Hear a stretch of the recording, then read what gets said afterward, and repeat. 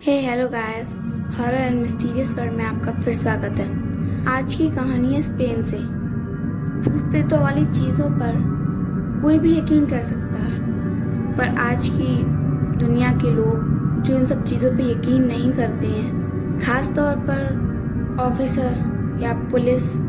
आपने कभी ये सुना नहीं होगा कि पुलिस अपने मुंह से ये बात बोलती है कि उन्हें इन सब चीज़ों पर यकीन है। ऐसा कभी सुना नहीं होगा।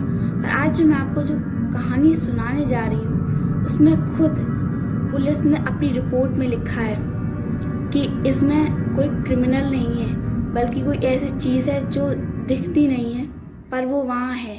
मतलब कोई भी स्पिरिट जो उस घर में रहती है। तो चलिए आज की कहानी स्टार्ट करते हैं। आज की कहानी है स्पेन से। स्पेन में रहने वाली स्टेफिना। ये जो कहानी मैं आपको सुनाने जा रही हूँ वो 100% रियल है। इसे कोई भी फिल्म की कहानी मत समझिएगा। स्टेफिना स्पेन में रहने वाली एक मासूम सी लड़की। स्टेफिना के माँ बाप और उसका एक छोटा भाई और उसकी बहन थी। कुल मिलाकर ये 5 लोग थे जो साथ रहते थे। स्टेफिना के साथ जब ये सब हुआ था उस वक्त वो 18 साल की थी। एक टाइम पर स्टेफिना बिल्कुल ठीक थी, पर अचानक एक दिन कॉलेज से लौटने के बाद उनके बिहेवियर में बिल्कुल बहुत सारे चेंजेस आ गए। वो चेंजेस बहुत अलग थे। वो अपने ही भाई बहनों पर घुर्राने लगती थी। सांप जिस तरीके से आवाज़ निकालता है ठीक वही करती थी। और तो जहाँ आपने सुना होगा कि विदेशों में जो घर वगैरह होते हैं वो ज़्यादातर लकड़ियों के आपने देखे होंगे। तो वो जहाँ रहती थी वो भी उसकी दीवारें लकड़ियाँ की थी। अपने नाखूनों से अपने घर की दीवारों को खुरचने लगती थी। उनके माँ बाप ने उनसे पूछा कि वो ये सब क्यों करती हैं, पर उनके पास इसका कोई जवाब नहीं था। वो बोलती हैं कि उन्हें कुछ साया दिखाई देता है, काली परछाई।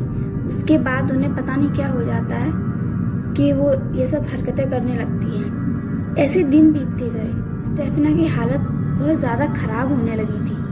उन्हें हॉस्पिटल में एडमिट कराया गया। काफ़ी सारे डॉक्टर से चेकअप भी कराया गया, पर डॉक्टर बोलते थे वो बिल्कुल हेल्दी है और फिट हैं। जब वो हॉस्पिटल में थी तो बिल्कुल ठीक हो चुकी थी। वो ऐसा कुछ भी नहीं करती थी। माँ बाप भी काफ़ी खुश थे कि उनकी बेटी अब ठीक हो रही है। पर एक दिन अचानक उनके पास एक कॉल आया। उन्होंने बताया कि उनकी बेटी की डेथ हो गई है। वो सुन के शॉक थे कि उनकी बेटी जो अभी तक सही सलामत थी, उसे अचानक के क्या हो गया, वो कैसे मर गई। डॉक्टर भी ये सुनकर ये देखकर हैरान थे कि कोई लड़की जो अभी तक बिल्कुल ठीक थी वो अचानक कैसे मर सकती है। उन्होंने पोस्टमार्टम किया, उसमें कुछ साबित नहीं कर पाए वो। तो मजबूरन उन्हें अपनी रिपोर्ट में इसे हार्ट अटैक का नाम देना पड़ा। स्टेफिना की जब मौत हुई थी लगभग वो 18.5 साल की थी। उसके बाद उनके मरने के बाद उनका जो रूम था उनके माँ बाप ने साफ करके अच्छे से सेट करके बंद कर दिया।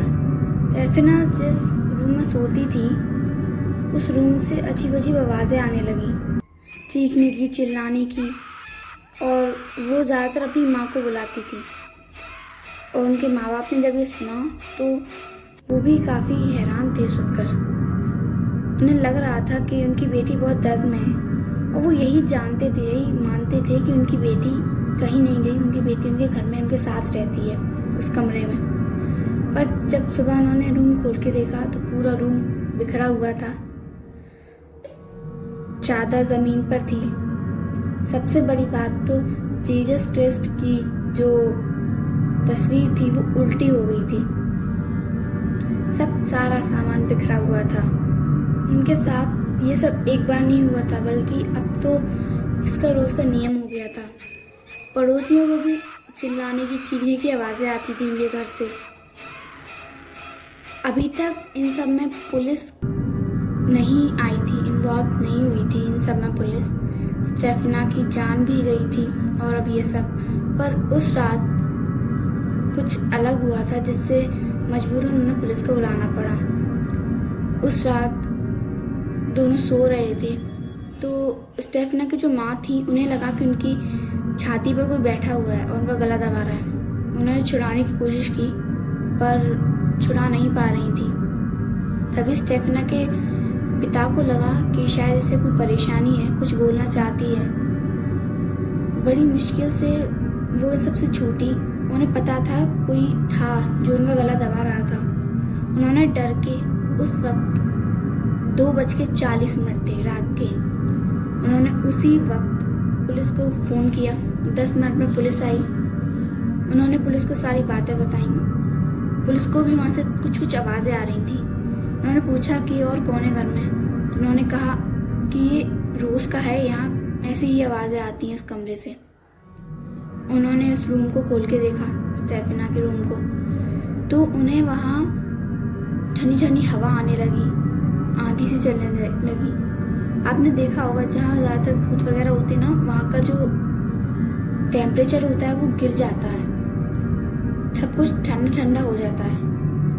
उन पुलिस वालों के साथ भी कुछ ऐसा ही हुआ। उन्होंने देखा कि जीसस की जो तस्वीर थी वो उल्टी है, पूरा कमरा बिखरा हुआ है। उन्होंने फिर सारी बातें अच्छे से बताई। उन्होंने कहा जो होता है यहाँ रात को होता है। फिर वो अगले दिन आए, वो रात में रुके, वो एक्सपीरियंस करना चाहते, वो देखना चाहते थे यहाँ कौन है, कौन करता है ये सब। जब वो वहाँ रुके तो वो भी सब देख के हैरान थे, क्योंकि वहाँ अचानक से आवाज़ें आना शुरू हो गई, फिर से ठंडी हवाएं चलने लगी। और उन्होंने जब बाहर का माहौल देखा तो वहाँ कुछ नहीं था, सब ठीक था। अब उनकी भी हवा टाइट हो गई थी, वो भी काफ़ी हैरान थे ये सब देख के। अब चीखने की, चिल्लाने की आवाज़ें आ रही थी इस रूम से। खोल के देखते हैं तो वही हाल।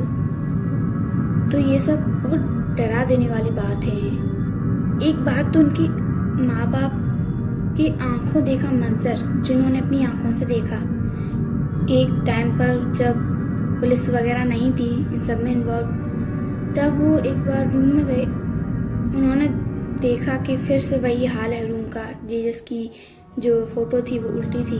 उन्होंने ये भी नोटिस किया कि उनकी अपनी बेटी की तस्वीर जो नीचे गिरी हुई है उल्टी, माँ थी। उन्होंने जब देखा कि उनकी अपनी बेटी की, जिससे वो इतना प्यार करती थी, उसकी तस्वीर जो नीचे डली हुई है, उन्होंने उठाई और फेंक दी। अब उनके स्टेफना के जो पिता थे वो देखकर एकदम हैरान थे कि जिससे अपनी बेटी से जो इतना प्यार करती है वो ऐसा कैसे कर सकती है।